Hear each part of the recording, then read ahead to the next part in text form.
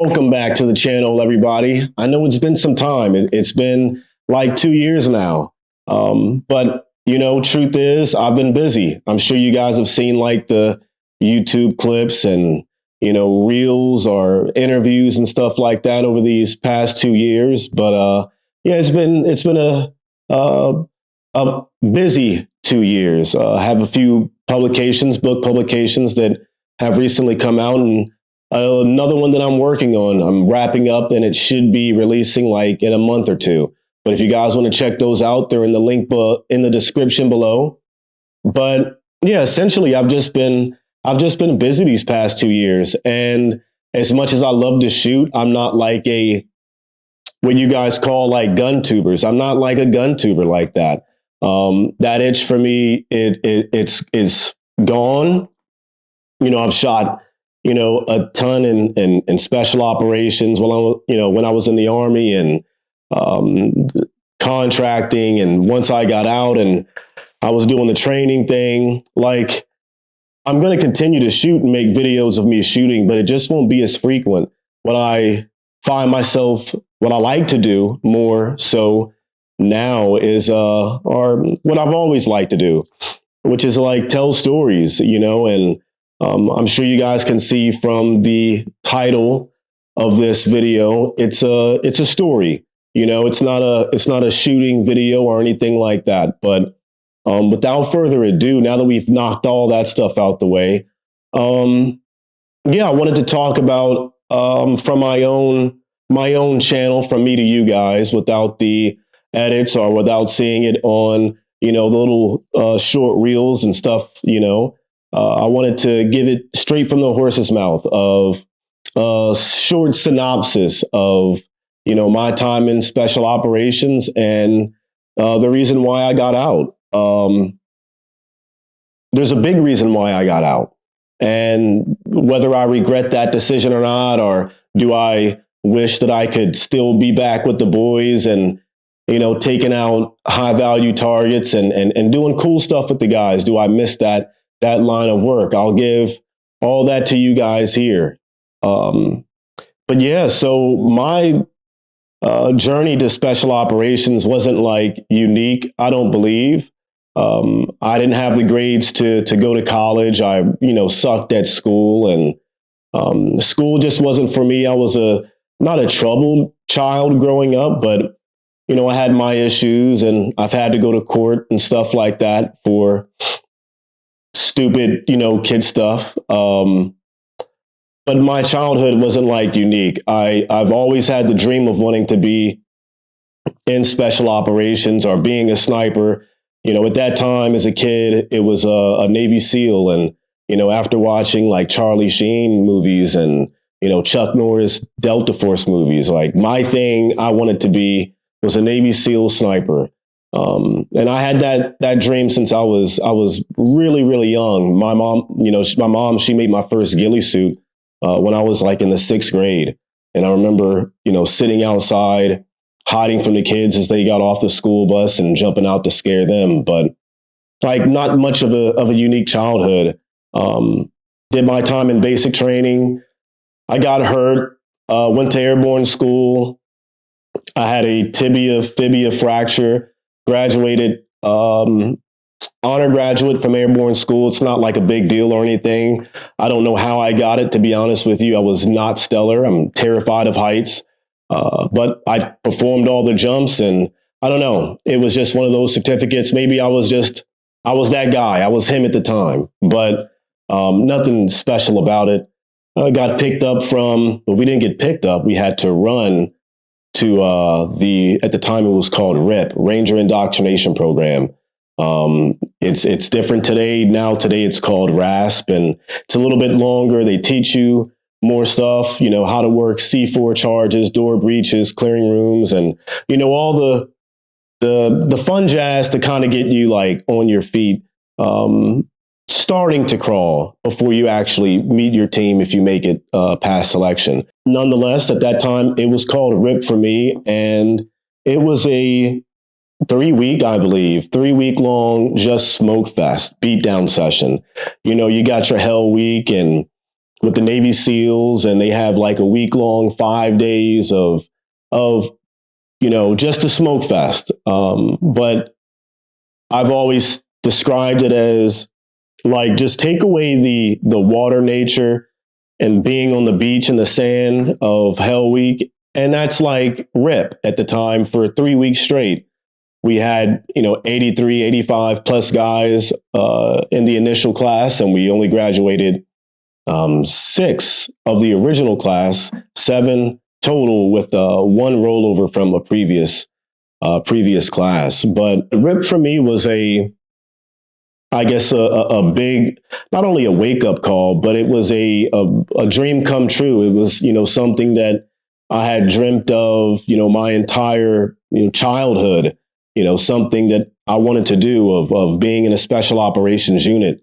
Granted, it was not the SEALs. I had suffered from red, green color vision, and some Army nurse had to lie for me in order for me to pass the color vision test and join the Army to become a Ranger. The recruiter said it was like the closest thing he had to a Navy SEAL, and that was a Ranger contract.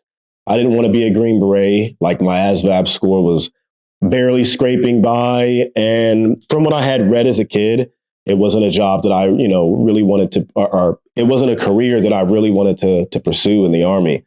It was, to be honest, it seemed like boring. I know that it's not now, but at the time, naive, young, dumb, it seemed boring, and I didn't want to learn a different language. It seemed like those guys were more like teachers overseas as opposed to war fighters, which is totally not true. I have, a few Green Beret buddies of mine that I not only look up to, but I understand their line of work, and I've seen what they've done overseas, and it's phenomenal work. I have nothing but respect for those guys. It was just at that time I didn't want to pursue that career. Luckily for me, I was able to get the Option 40 contract, go to be a Ranger, passed RIP, the Ranger selection, and went on to 3rd Ranger Battalion. And 3rd Ranger Battalion, located at Fort Benning, Georgia. I'm not sure if it still is called that. I don't know how the name changes go with the previous administrations, and I don't know if it's still called Fort Benning or not. But it was near Columbus, Georgia, and it's also the headquarters of the 75th Ranger Regiment. And I served as an assaulter for a very brief stint. I ended up losing my rifle during a jump. I collided with we were doing a joint jump with some Israeli special forces guys. And some stuff got hung up in the air, and the weapons case, I believe it's the 1950s weapons case, cracked open, fell off, and my gun and a few other items came out of it. It was a big debacle the next day when the entire, 3rd Ranger Battalion has to get online to come find the new guy's rifle. And I was not the guy looking for it. I had to stand on the back of a truck and make sure everybody was online. So my welcoming was traumatizing to say the least. But I rectified my situation and corrected myself, and I became a better Ranger. Went on to the machine gun squad, weapon squad. I was a machine gunner, machine gun team leader, and a designated marksman. And that went on for, a few years before I went on to Ranger school. And after that 62-day suck fest, for me, it was like 80 plus. I had to recycle the first phase. Went straight through after that. I went on to sniper section after the sniper selection, which is a pretty cut and dry sniper or selection process in Ranger Battalion. It's a PT test with a little few additives in there, and we had to shoot to prove that we could shoot, which was not hard at all. And we had to get signed off by our commander and squad leader or, at the time in first sergeant, whatever it was. Went on the sniper section and, yeah, went through the ranks pretty quickly, became a sniper team leader. And backtracking, going through that time, deployed to Iraq. I deployed to Iraq 3 times, and 2 times before I was on my sniper team leader rotation for the 6th rotation to Afghanistan, which would have been my 3rd trip to Afghanistan. 3 to Iraq and 3 to Afghanistan. But during my early years in battalion as a young machine gunner, I got a chance to do some cool stuff. At the time, I was a part of a joint task force, Task Force 121, I believe, and it composed of like Delta Force, or the unit, SEAL Team 6, the CIA, I believe the British SAS, I'm not too sure, and you had the 75th Ranger Regiment, 160th, and a couple of other elements, I believe SAD and something else. I'm not too sure what the other unit was, but we got a chance to hunt down some really high value targets and conduct some really cool raids. My first few deployments to Iraq was, 90 days, and we were doing 120 missions, day in and day out, sometimes multiple operations a night, raids a night, going after some rough dudes, and every night was a firefight. And when I say like every night was a firefight, for the most part, it was a very one-sided firefight. You got 35 Rangers or a platoon of Rangers or whatever, or doing a hit with the unit. Those firefights didn't last long at all. They were always at nighttime. I rarely, maybe on a handful of occasions that I really can't recall, I saw Iraq in the daylight. Didn't really get a chance to see it. We did night raids for the most part. Did a lot of air assault style raids where flying on either the skids of a little bird, or your feet are hanging out a Black Hawk helicopter and you're landing like right on top of the objective, getting off, running off, hitting the target building, strapping a breaching charge on it, or, kicking open the door, or whatever means we had to gain entry into the target building to apprehend or eliminate a high value target.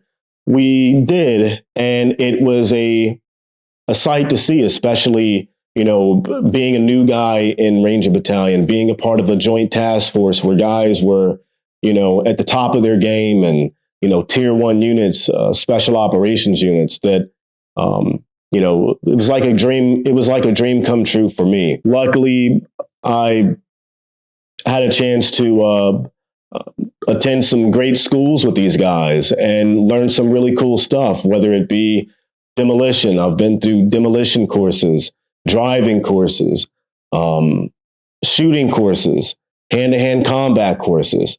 It was a cool experience. I don't know if it was during that time. Well, I do know that the budget was bigger. We had a bigger budget for special operations, and we could afford to send our guys to cool places that I'm not sure how it is now. But when I left in 2010, like those programs and, were shutting down, or the money dried up, or I don't know, but we didn't send as many guys to those cool schools as we used to. So I was fortunate in that aspect. After becoming a sniper, passing Ranger school and all that, and I started to deploy more to Afghanistan, my second and last trip to Afghanistan, it was night and day difference from my time in Iraq. I've been through Tikrit, or stationed out of Tikrit, Iraq, Baghdad, Iraq, Mosul, Iraq. And when it came to Afghanistan, I was stationed out of Bagram, Kandahar, and Jalalabad. So it was a big difference between the two wars that were being fought. Afghanistan, it was more so like, I describe it as fighting ghosts. It was like more like Vietnam style. I was, of course, not deployed to Vietnam, but from the books that I've read, it was reminiscent of that when it came to fighting in the jungle. We were not in the jungle, but we were in the mountains. We had some woodland environments from time to time, but more so it was like in, the mountains of Jalalabad or Kandahar, which was mainly like a city environment, just wide open in the desert, far different from like a very urban environment like Iraq. And Bagram, was just mountains, a lot of walking. Deployed there with, did a short stint with, not a short stint, it was a few months, being attached with SEAL Team 6. And that deployment sucked for reasons I'm sure you guys have all heard. I'm not saying that they're bad guys or anything. It was just, it was not a pleasure to work with them being in the 75th. There's a lot of, I don't know, rivalry between tier 1 and tier 2 elements. Although when we work with the unit, those guys are nothing but professional. And it's like, we're part of the team and we're not just pulling security, like we're doing hits with them. And those guys are absolutely next level phenomenal. SEAL Team 6 was like the exact opposite of that. I don't think that they understood our capabilities. As the global war as the global war on terrorism progressed, the mission capability of the 75th Ranger Regiment progressed as well, in a really, really cool way. A really cool way.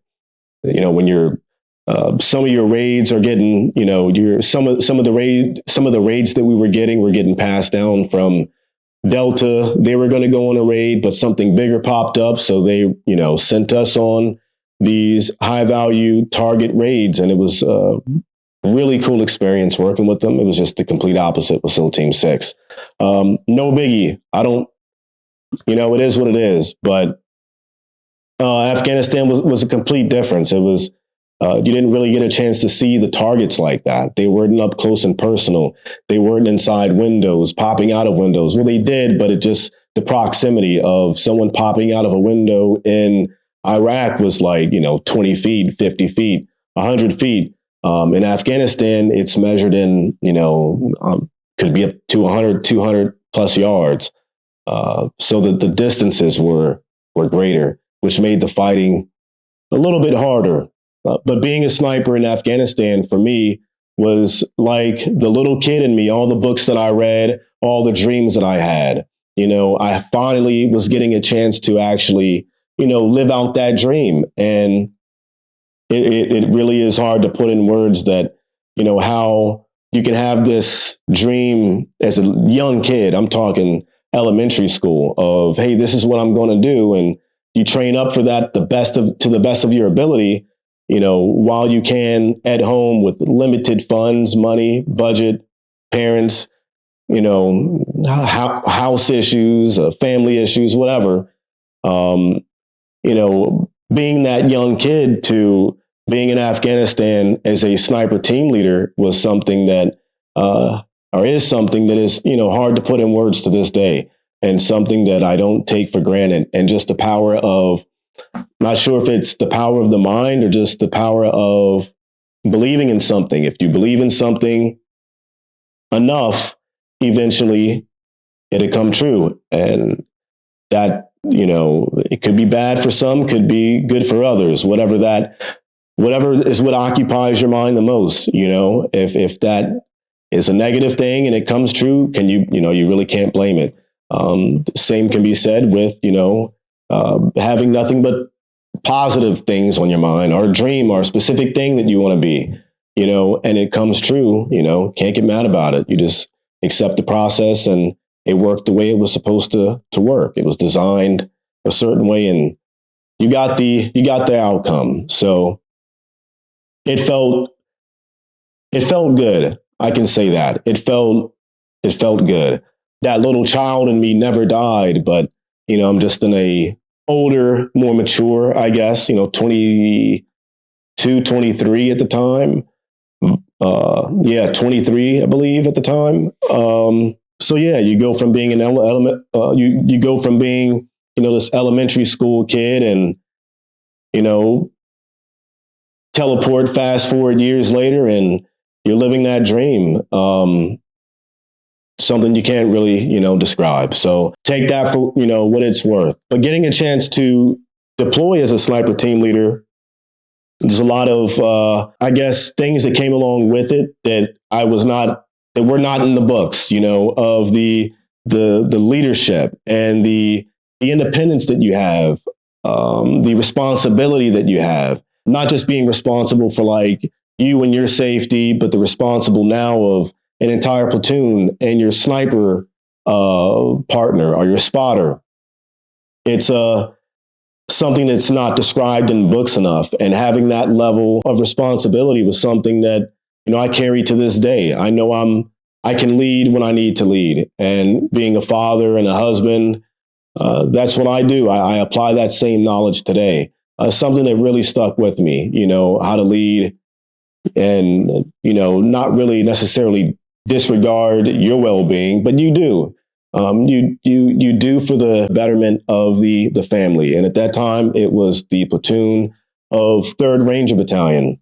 As great of a feeling as it was to get a chance to live out that childhood dream, it was also like the reason why I decided to end that dream and leave that lifestyle, that dream that I had since I was a kid, and finally getting a chance to live it.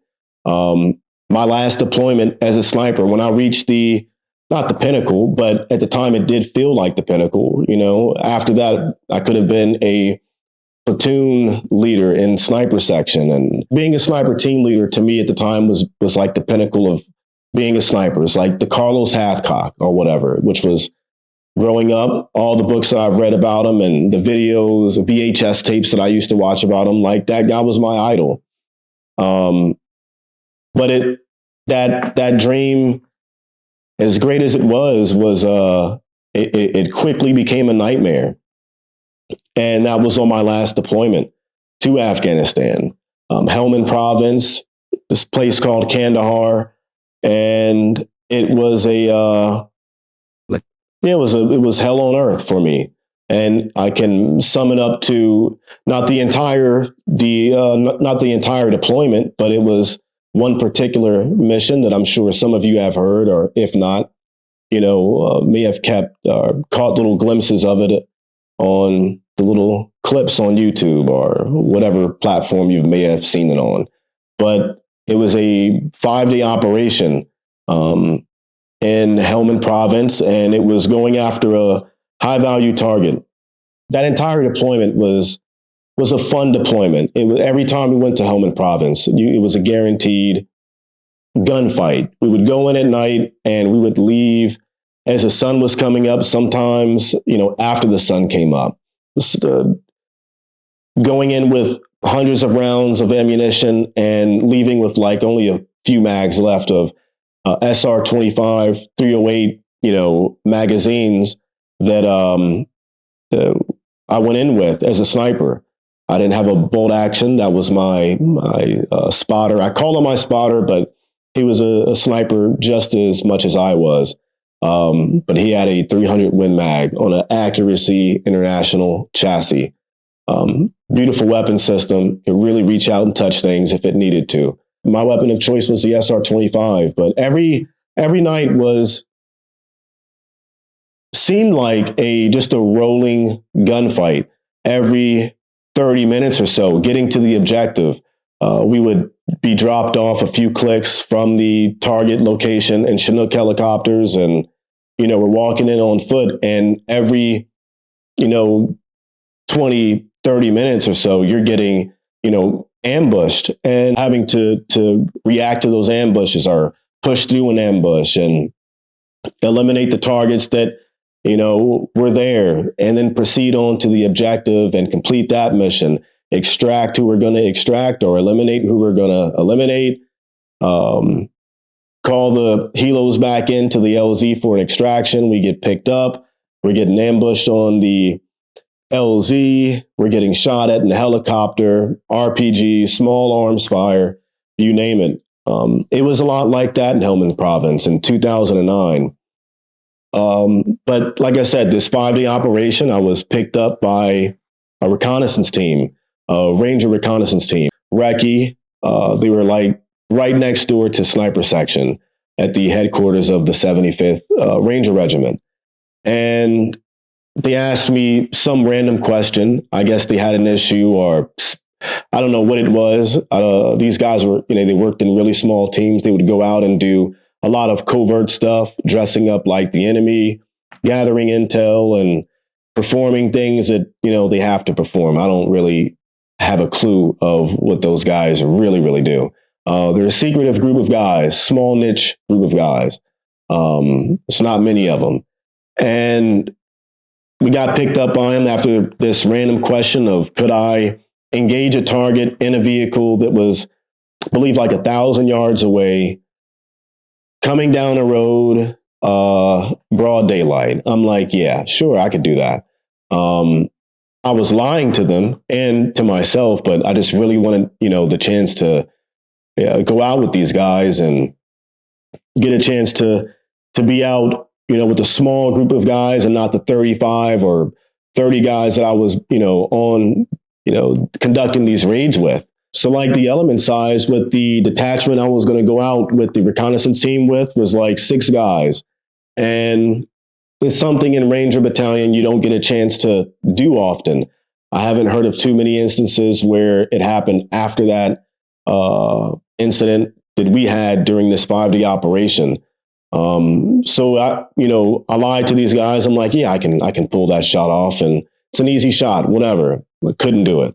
I'm comfortable at 1,000, but with the weapons platform that I was going to be using, 1,000 yards, moving vehicle, no. It's not happening. But nonetheless, I lied. They selected us for this operation. Me and Mike get a chance to go out with them, and we're loading up on the Chinook helicopters. Well, I called my wife back home, and I'm like, hey, I'm going to be off the grid for, about a week. So if you don't hear from me, don't think the worst. You'll get a phone call if something bad does happen, but no news is good news, right? So boom, I head out, we get on these Chinook helicopters, and the crew chiefs and the pilots, they're like, this is it, this is the size, who are you guys? And we just look at them, and the reconnaissance team leader is like, OCF or other than coalition forces. I forget what he says. But one of the crew chief or one of the crew members, he's like, are you guys like the Delta guys? And we're like, no. They are way more badass than we ever could have been. But little old me at the time, I did feel like Delta. I felt like Jason Bourne back in his prime, doing that operation. 6 guys on the back of a Chinook all to yourself, and you got everything you need in your rucksack. It's about 100 pounds of gear, and you're setting foot out to be amongst the wild, man. Be amongst the beast, and do a mission. It's a dream that a lot of special operation guys, I'm sure, dream about, but not many actually get a chance to do. It's not only dangerous, but it's a once in a lifetime opportunity. Back then, in my opinion, it wasn't talked about, or it didn't happen often.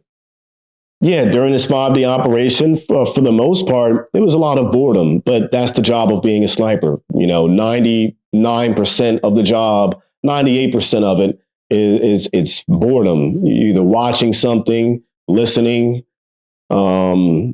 observing, reporting, taking notes, pictures, whatever it could be. It's a fairly boring job. But it was still cool to be out with the guys. We had met up with some Marine Corps, I believe it was the 2-3 or 2-5 Marines. I'm not sure how the Marine structure works, but it was one of those numbers or something like that. 2-5, 2-3, or 2-7. I don't remember. But we link up with these guys, and I remember getting to them on foot. And as we're walking up on their outpost, their little base, I can see the foxholes that they had in the ground, and there's Marines inside the foxholes. And this is 2009. Afghanistan has been going on since 2001, like November timeframe. Well, October 2001. And it was weird to see that. Me and Pemberton and the recce guys, we're, coming from air-conditioned rooms with PlayStation, Xbox. We have free Gatorades and our own personal chefs. We have good food and a nice bed to sleep in. So it was really weird to see that. And I'm like, damn, we're going to have to live like this for the next, week or so. And whatever. It's like Ranger school all over again. Just really weird to see. But the Marines were extremely, extremely professional. They facilitated us and allowed us to use anything we needed to have the recce guys gather their little satellite electronic stuff, whatever those guys do to find a target. That's what they were doing. Me and Pemberton were essentially just attached at this moment, until the actual raid had to be conducted. We were just working out how we were going to conduct the raid. But fortunately, having stayed with the Marine Corps, this Marine platoon, we were given the opportunity, me and Pemberton, to have like this Carlos Hathcock moment where it's just me, the sniper. We have a support guy with an automatic weapon, setting out on foot with the Marine scout snipers. It's two of them, and they had their machine gunner with them, and we're going to set out on foot and head into like the lion's den, under the cover of darkness, break into a home and set up an urban hide site. The Marines had been getting ambushed and mortared and rocketed like every morning in this little abandoned school they had taken over. Due to their rules of engagement, they couldn't engage the way we could. So we had a little bit more of a lenient ROE, rules of engagement. So they asked us for assistance. And it's not like the first time a conventional unit has asked us to help them. Happened once before in Iraq back in 2006 with I believe it's one of the cavalry divisions, First Cav. I think it was First Cav or something like that, or the Screaming Eagles or something like that, 101st. But nonetheless, it's not the first time that it's happened. So our comms guy, he calls up to our chain of command and essentially he asked for permission. Can we help the Marines, prevent this ambush from occurring, this, constantly happening every morning? And can we help them out? Our chain of command calls back and they're like, yeah, sure. You guys are allowed to embark on this mission, this little side mission, if you will. So yeah, me, Pemberton, the Marine Scout Sniper team, we did planning for like an entire day, looking at maps, going over routes, and all the stuff that snipers have to go through. There's a lot of things that go along with planning a sniper operation. To that degree, me and Pemberton, we were going to set up in a urban sniper hide, and the Marine Corps scout snipers, they were going to set up in a fieldcraft woodland hide that was located a few hundred meters from our location in a wood line overwatching this village. We were going to be located on an adjacent end, looking from a different angle with fields of fire over another village that was adjacent to the village that they were looking at. But they were kind of combined, whatever. It was built weird. But we go out that night, and I remember when they raised the gate and walking into what felt like the darkness of, man, I'm really doing this right now. I feel like Carlos Hathcock. This is a straight, a dream literally come true once again. we set out on this to our urban hide site. It was a few thousand meters away's walk to this building that we had found, or a home that we found, picked out, that was going to give us the best vantage points. And we picked that building location as our urban hide site. The Marines drop us off there. They're like, hey, good luck. Fist bump. They start heading their way. Our backtrack. We pick the lock, gain entry into the building. No one's home. The plan was, if someone were to be home, we were just going to tie him up initially before we, had one of our, or had the machine gunner guy attached with us. He was not a machine gunner. He was one of the recce guys who had a fully automatic rifle. Have him overwatch the family while me and Pemberton built and constructed, the urban hide site. Luckily, no one was home.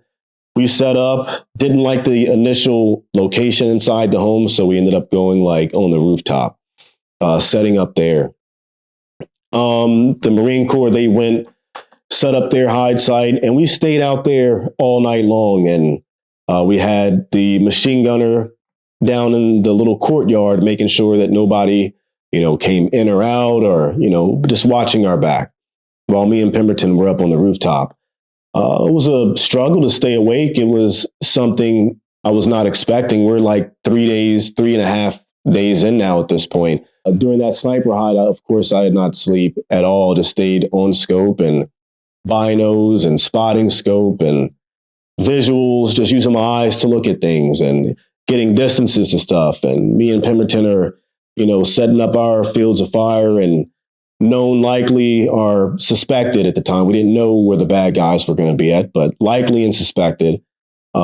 Set out ranges to those targets and just watched, for any activity. If any threats were to present themselves, we were going to take them out.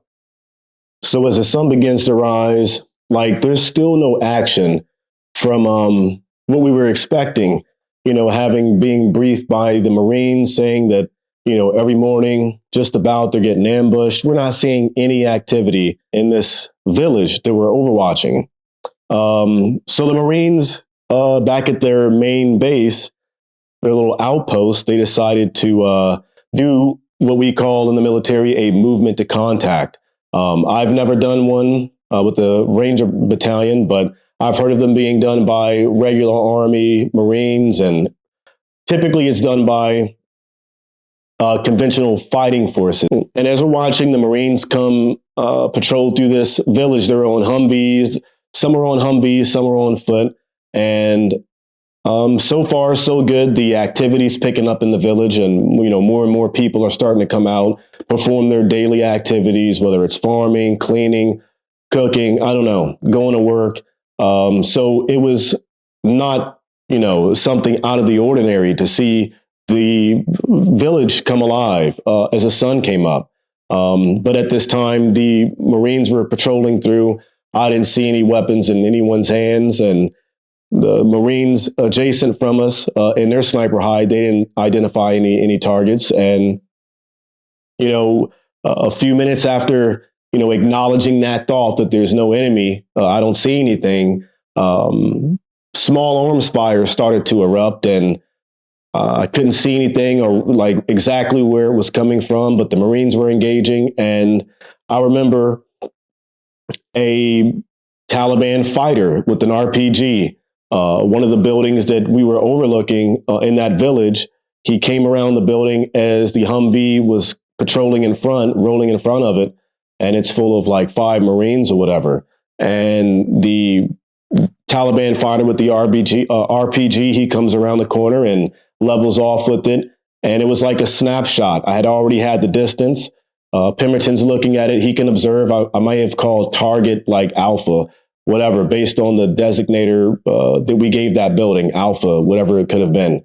So he has eyes on, and it was within a second, I called target Alpha, and right before he fires, or as he's getting his bearings, I snapped the shot, and less than 2 seconds, 1.6 seconds, 1.7 seconds, whatever it is for that flight time at 1,080, whatever plus meters it was. One shot, the target dropped. Shortly after that, that's when our building started to get engaged as me and Pemberton are looking for targets and not really getting a chance to identify anything. That was like one of the only ones we saw. The Marines, they had went out my field of view. They were engaging stuff on that side of the village and small arms fire, RPGs, and we started to get engaged by AK-47, RPK, or PKM, machine gun fire around our position. They didn't have us like dialed in all the way, but they had a general idea, I guess, of where more U.S. troops were. And that was around the building that me and Pemberton were posted on top of.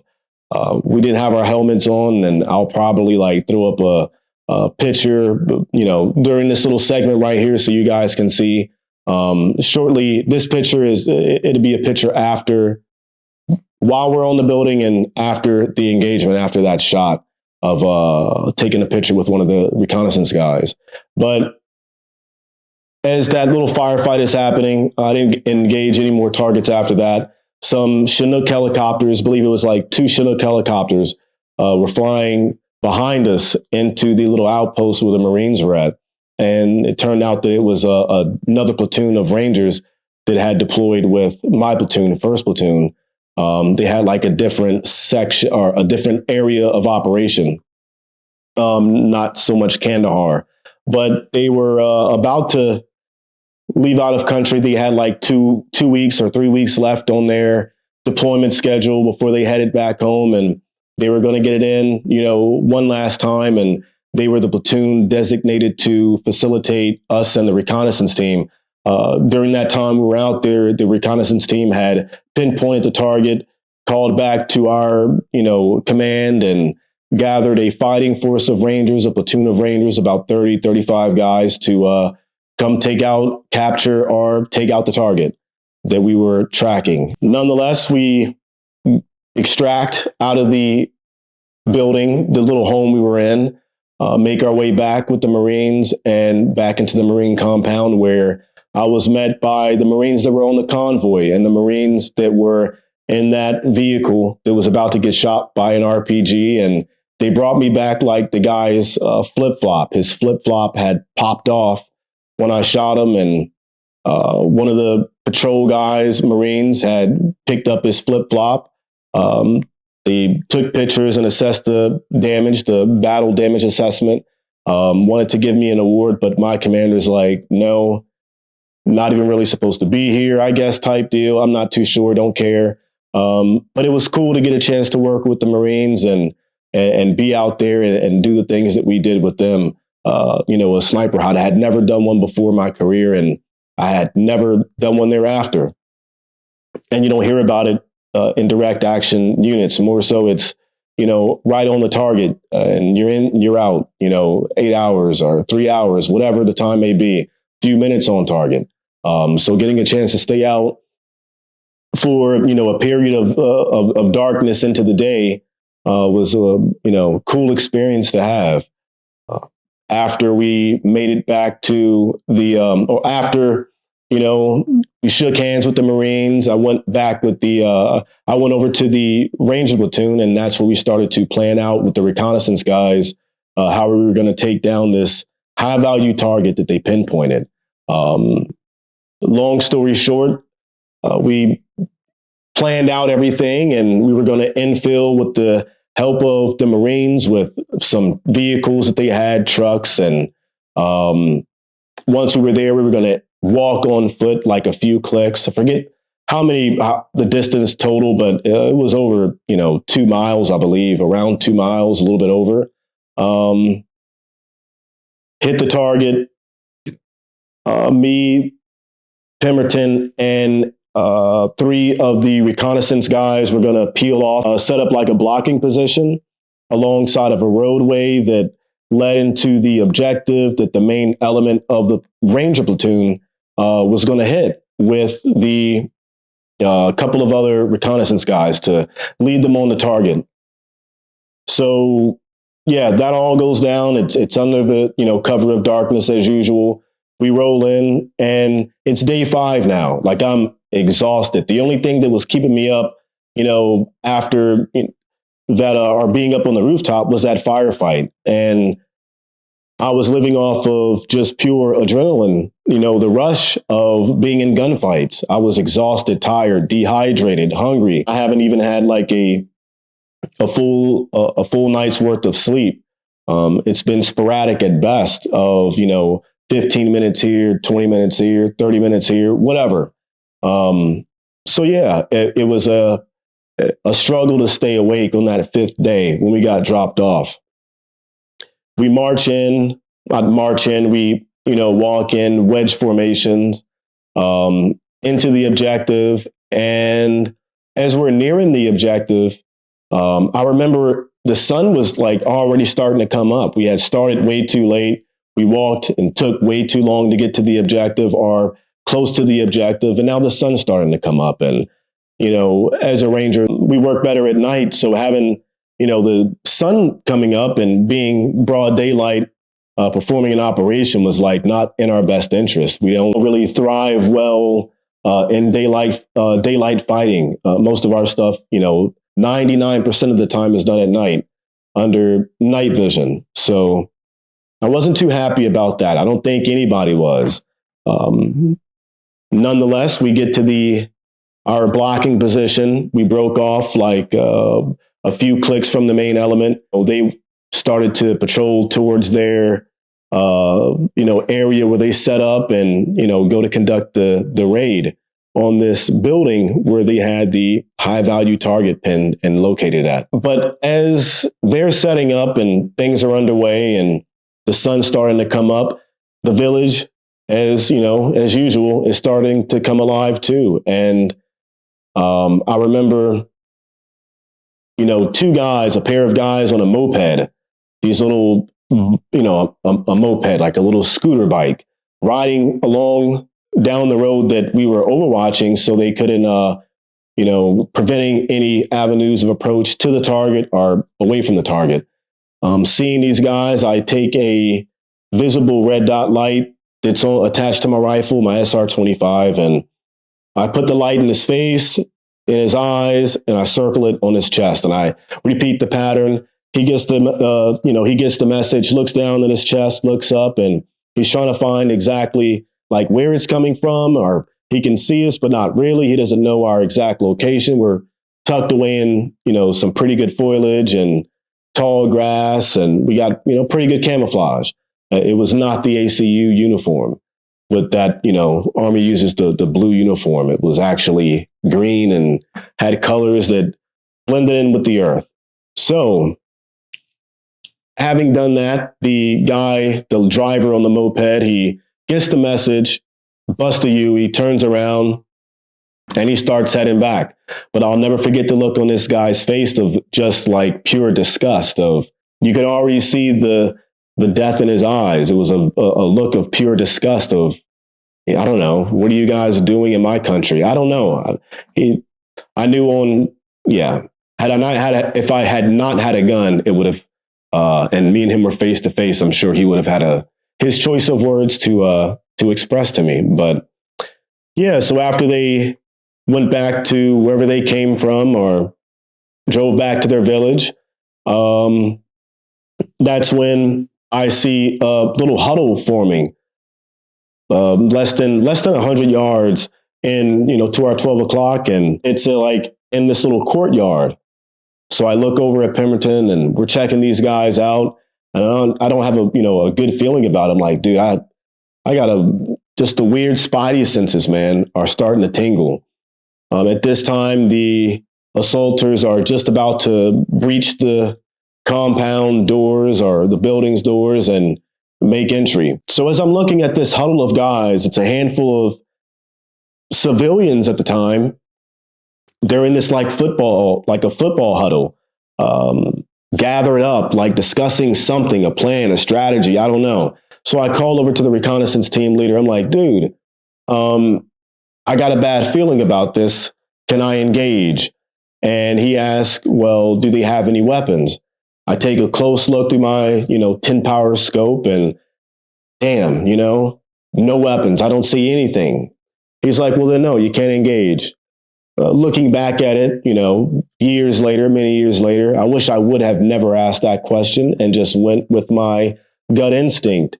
Because after that, huddle, break, they scatter and go amongst their ways. And not even a few minutes after that, like less than 3 minutes, the reconnaissance team leader, he's like, hey, we might want to get down.